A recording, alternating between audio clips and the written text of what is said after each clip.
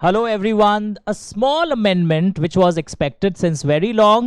Small company का definition 1 दिसंबर 2025 से practically अब हो गया है. ये नया फिगर्स जो आपको स्क्रीन पर दिख रहा है, ये फिगर्स अभी रिसेंटली मैंने 5 दिन पहले भी एक बैच को पढ़ाया था नवंबर एंड में. I told very soon it is expected to change and yes finally अब स्मॉल कंपनी एक ऐसी प्राइवेट कंपनी होगी जिसका paid up share capital maximum 10 crore तक हो सकता है and turnover maximum 100 crore.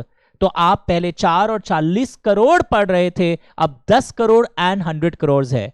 But remember one thing, अब जो एग्जाम जो आपके फ्रेंड्स जनवरी 26 में दे रहे थे, जनवरी 26 के लिए जो भी एग्जाम दे रहे थे उनको 4 और 40 करोड़ ही लिखना था.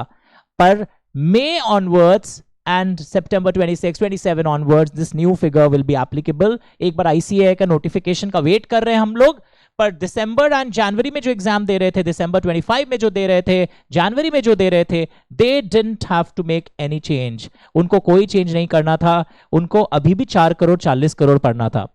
और याद रखना इससे फायदा क्या होने वाला है कि बहुत सारी कंपनीज, स्मॉल कंपनीज का बहुत सारा फायदा होता है, that there are lot of exemptions. तो अब और कंपनीज को इस एग्जेम्पशन का फायदा मिनिस्ट्री की तरफ से मिलेगा, because more companies will be covered with in this ambit.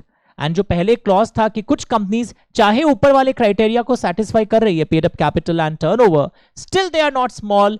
अगर कोई कंपनी किसी की holding company, subsidiary company, section 8 company, body corporate under special act होती है, चाहे ऊपर वाले लिमिट सेटिस्फाई हो गए, तो इसलिए हड़बड़ाना मत. एग्जाम में पहला क्राइटेरिया प्राइवेट कंपनी होना चाहिए, फिर ये फिगर्स वाले क्राइटेरिया दोनों सेटिस्फाई होने चाहिए, दोनों में से एक भी उल्लंघन नहीं चलेगा. एंड सब हो गया, सब कुछ हो गया, फिर भी कभी कभी आप नहीं माने जाओगे. Did you understand? तो ये है स्मॉल कंपनी का अमेंडमेंट.